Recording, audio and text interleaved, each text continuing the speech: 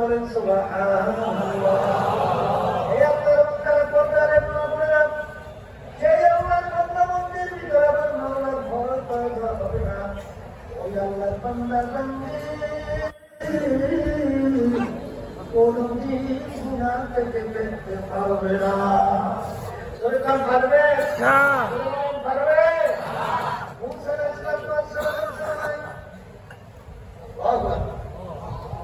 এক আল্লাহর বান্দার ঘরের ভিতরে কোনো খাবার নাই, বাচ্চাগুলো পেটে তুলে কান্দে, এত মিচ্ছ এত অসহায়, মায়ের সামনে বাচ্চাগুলো এমন ভাবে চিল্লিয়ে কান্দে পেটে ক্ষুধায়, মা সহ্য করতে পারে না। পাশের বাড়িটি বড়, তার কাছে তখন মা দৌড়ে গেল, ভাই আমার বাচ্চাগুলো পেটে ক্ষুধে মরণাপন্ন, একটু খাবার দাও, বাচ্চাগুলোকে খাওয়াবো। ওই বাচ্চাই বলতেছে, তুমি যদি আমার সঙ্গে খারাপ কাজে লিপ্ত হতে পারো, বিনিময় খাদ্য তোমাকে আমি দেব। ওই আপনার বাচ্চা আমার ভয় ফিরে আসলো। আল্লাহ হিসাবে বাচ্চাগুলো এখন শ্বাস উঠাতে পারে না, এরকম দুটা বের হতে হবে, মায়ের সাথে বাচ্চা মারা যাবে, মার মা দম দিয়ে বলে তোর প্রস্তাব জানি না যে আমি খাদ্য দেয় বাচ্চাগুলো বাঁচবো। তখন বদমাইশ খারাপ কাজের দুটো সামনে আপনার করা শুরু করলো। ওই আল্লাহর বান্দির শরীরের মধ্যে থরথর করে কম্প শুরু হয়ে গেল, সমস্ত শরীর থরথর করে কাঁপতেছে। তখন আল্লাহ বান্দা বলে, এ আল্লাহর বান্দি তোমার শরীরের কোন থরথর করে কেন কাঁপতেছে? তখন আল্লাহর বান্দি বলে, আল্লাহর ভয় আমার শরীরের ভিতরে কম্পন শুরু হয়ে গেছে। তখন আল্লাহর বান্দার মধ্যে আমার পুরান চিন্তার পরিবর্তন ঘটাইয়া দিল। আল্লাহর বান্দা বলে, আমার মালিক আমার যেন খারাপ জানেন যে তোমাকে পৃথিবীতে থাকতে পারে না, আর তুমি মালিক আমাকে এত সম্পদ দান করছ,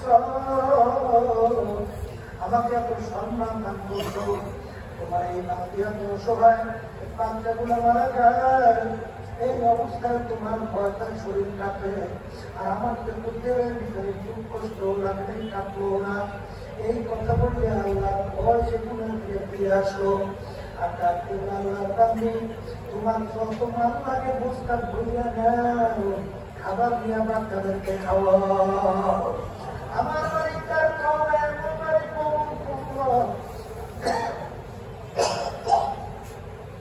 আল্লাহ রাব্বুল আলামিন জামানার নবী মুসা আলাইহিস সালাতু ওয়াস সালামকে বলে, হে জামানার নবী মুসা যাও,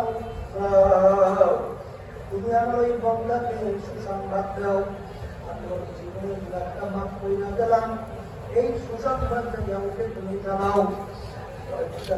চিন্তা করলেন ব্যাপার কি, আল্লাহর বান্দা এমন কি কাজ করলো, আল্লাহ আমাকে নিজে সুসংবাদের জন্য পাঠায়।